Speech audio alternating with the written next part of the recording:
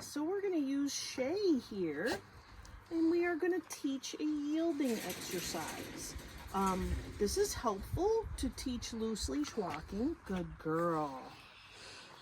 Because it helps them understand. A lot of people use leash corrections or maybe a prong collar.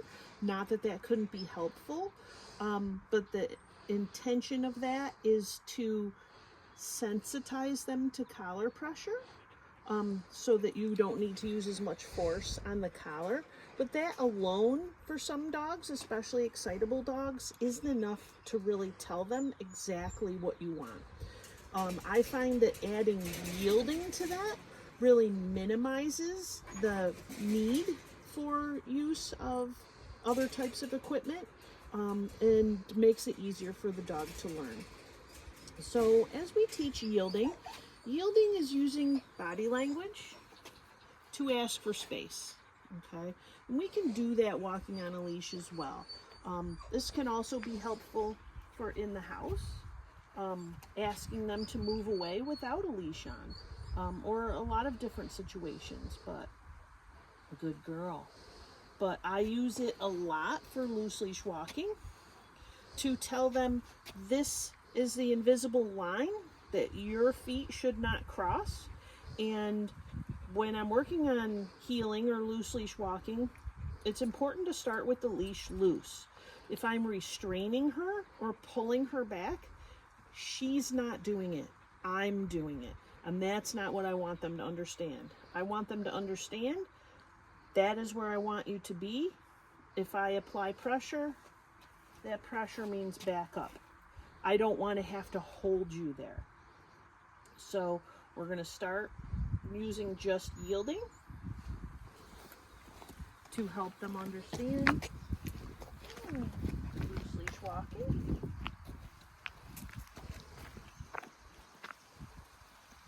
Anytime she starts to apply pressure to the leash pulling, or to get in front of you, good girl. Right there, she applies pressure, and that's where I yield. I want her to understand when I apply pressure backwards to the leash, I want her to back up. And that's going to be key to helping them understand walking on a loose leash. Good girl.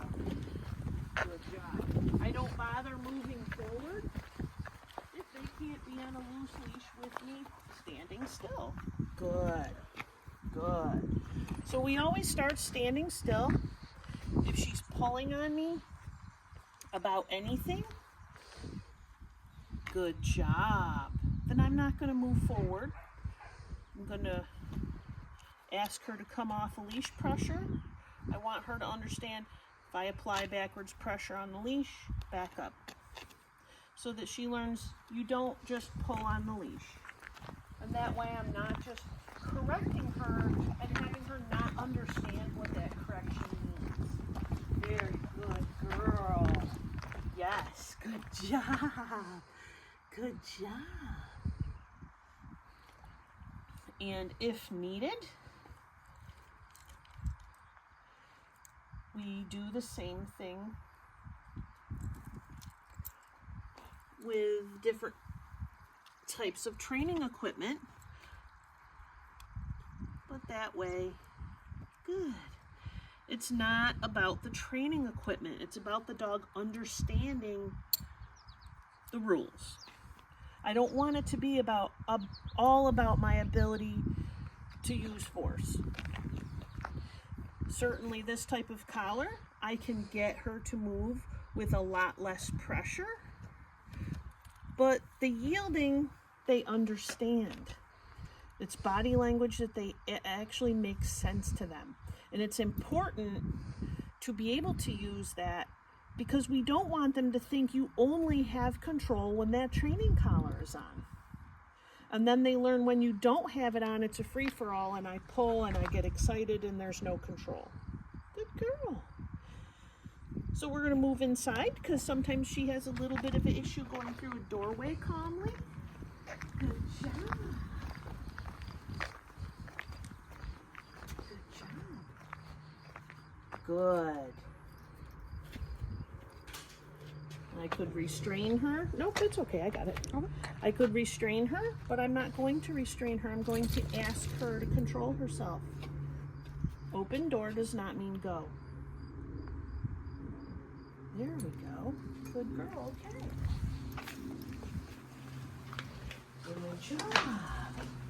And you can do the same thing going out. Sometimes going out is harder. You want her to learn. I can restrain her by the leash, but I want her to do it. Ready? Good job. Good job.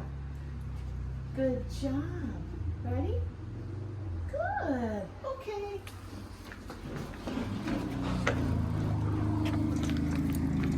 Good girl. Is that exciting?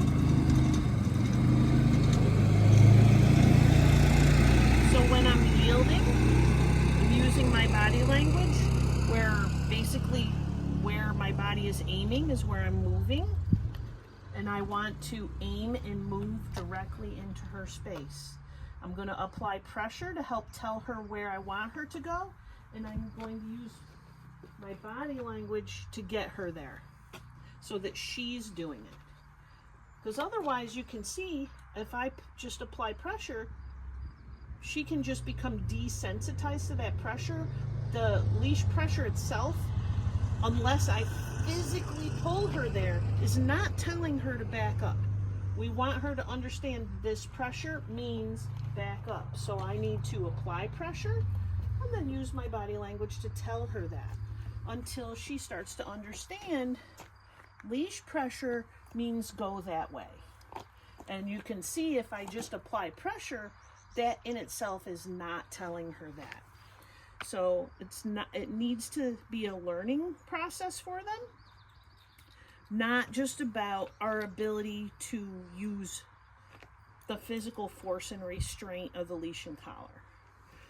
The equipment, different types of training equipment, training collars, just makes it so it's gentler and you don't have to apply as much physical force, but it does not tell them better.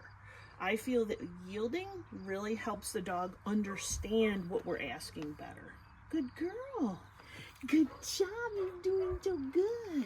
Awesome. But you've got to start standing still and have them be able to be on a loose leash before you can get that same thing moving. Nice. Good job, Shea. Thanks for being our little helper today.